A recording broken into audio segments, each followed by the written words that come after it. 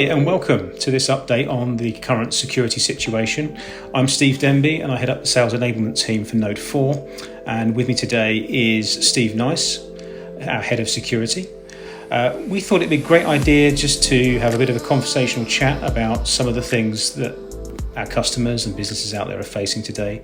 There's been a huge amount of change since the national lockdown just recently, and we wanted to just look at what actions some customers might need to be taking to ensure that their security is as robust as it needs to be. Welcome, Steve. How are you? Hi, Steve. I'm very well, thank you very much. Enjoy working from home at the moment. Yeah, it's a lot of change over a very short space of time, isn't it? Challenging. Good stuff. Excellent. So I'll kick off with just a couple of quick questions, if that's all right. Just things that we think customers are thinking about and we know that they're concerned about. And there's been a lot of change to people's working environments. You know, we've got pretty much every employee is either working from home or, you know, in some cases from their dining room table. What kind of change has that made from a security landscape or an attack vector point of view? Yeah, a massive amount, really, because at the end of the day, you know, companies are now unable to control employees' environments. So where if they're going to an office, we know that the network is secure, that people coming on site are secure, and and their endpoints are secure, and there's lots of controls around what they're doing on a daily basis. And the applications, generally sometimes applications aren't made to be accessed remotely. And I know there's a lot of people nowadays using Office 365 for email and SharePoint and things like that. But again, there are controls that will be in place for securing that within an office environment as opposed to people's home locations. So from a security perspective, it's massive that IT teams will have challenges in allowing those employees to access everything they need to do on their daily, for their daily jobs, access those things securely, and try and manage that. It's very, very challenging times for security professionals and IT professionals at the moment. Absolutely. I think the speed at which it happened is part of the challenge, isn't it? And I know of people that are working from home, friends and family from non-corporate devices. They in some cases people have literally just picked up their desktop from underneath their desk and put it in the car and taken it home. But in many cases people have gone home and they're now working from devices that have never been touched by the organisation they work for. I mean, is there specific threats that they should be considering around that? I'm sure they're up and running and that's great, but now's the time to go back and take a look at those things, right? Yeah, absolutely, because obviously devices that people are using in their office are in a controlled environment and are managed by the IT team, and they'll be ensuring that antivirus, anti-malware products are up to date, firewalls and web filtering technologies are in place, and these are all the things that I would doubt that most people will have in their own homes. Some people may be using user-based free antivirus products, but they aren't fit for purpose for business applications. And also things like being targeted for phishing campaigns where a user may click on links or download applications. Out of date antivirus and out of date systems aren't going to pick up modern malware that's going to be attacking those environments.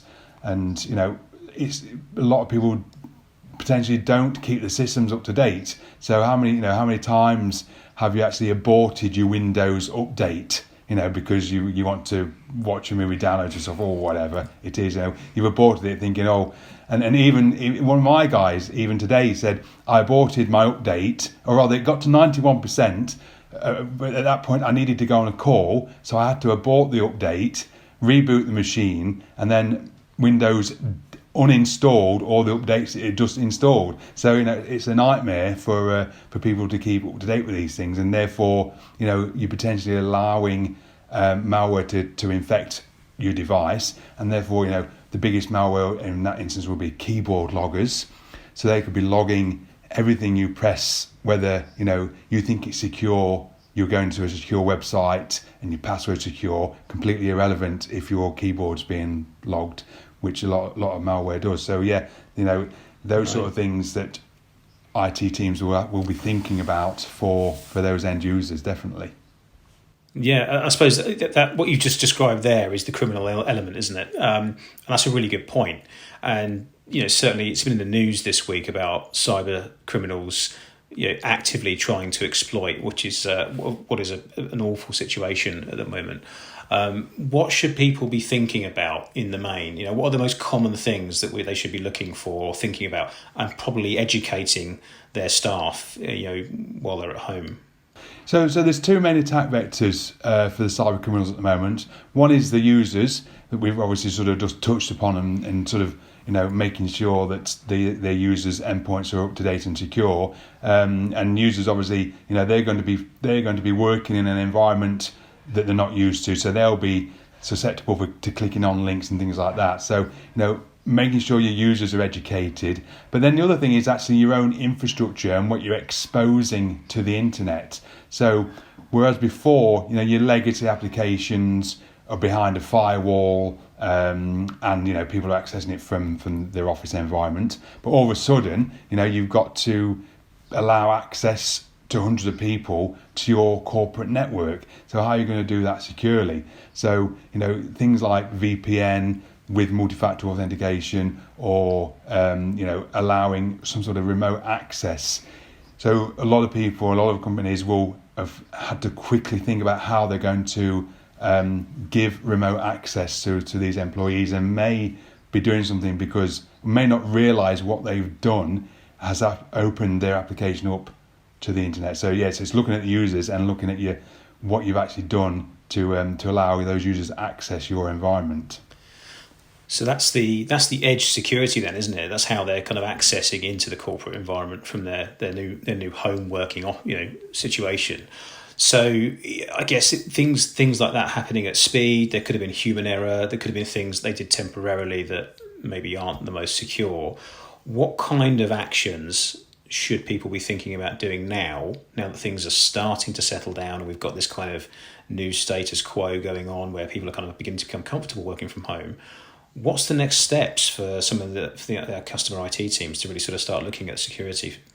Yeah, so again, breaking it onto users and infrastructure. On the infrastructure side, having an external scan of what you're exposing from your core, that everything you've put in place, there isn't a route in. So, for example, if you're exposing remote desktop protocol, RDP, for your Windows machines, making sure that it's not susceptible to a brute force password attack, or the fact you've got some let's say Citrix.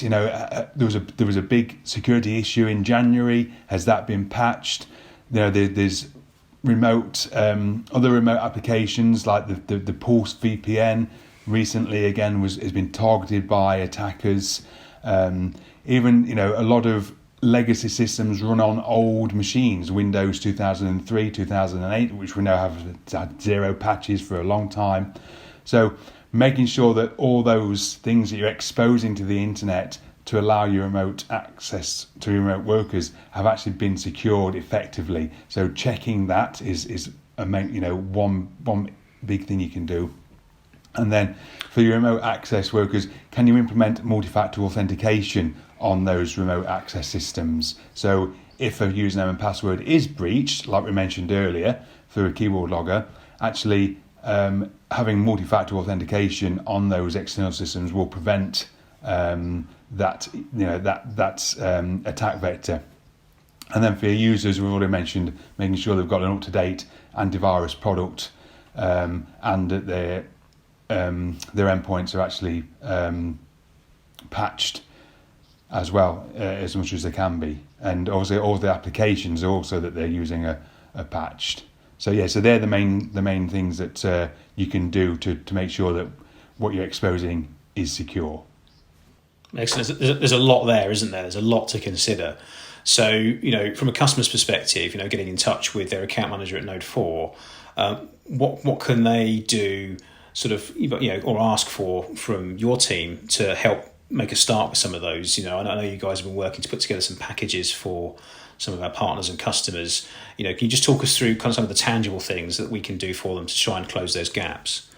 So the first thing is doing the vulnerability scan. So again, this is where we're effectively doing ethical hacking of the environment to ensure that what a remote worker needs access to, you're not actually opening up your entire network. So we will perform scans of those internet-facing assets to see what you're exposing, and then to see if they're exploitable, whether that be through some sort of password attack using very basic sort of username and passwords. But a lot of people don't realise that how easy it is to do a brute force password attack. Because a lot of accounts don't lock out after 5 failed attempts, just keep going and going and going. So we can just set that off. So scanning your internet-facing assets to make sure they're as secure as possible. And then what we can also do is see if your users are susceptible to some phishing attacks. So we can actually do a trial phishing attempt to a limited number of users to see actually if they do click on the link and enter their credentials. You can actually give them some more training, or who then to implement multi-factor authentication for. So they're the two main easy wins, should I say, for us to help clients with. Awesome. Excellent. Look, Steve, thanks very much for answering those questions today. I think that's been very useful, and I hope everyone watching has found that interesting. Some tangible things there to do as well, some clear instructions. So we can provide some scanning assistance, and then also some educational sort of phishing type work for helping your users understand where the risks are. So get in touch with your account manager if you think that would be of use to you. Let's say thanks to Steve again, and I hope you found it useful today. Stay safe, stay well. Have a good day.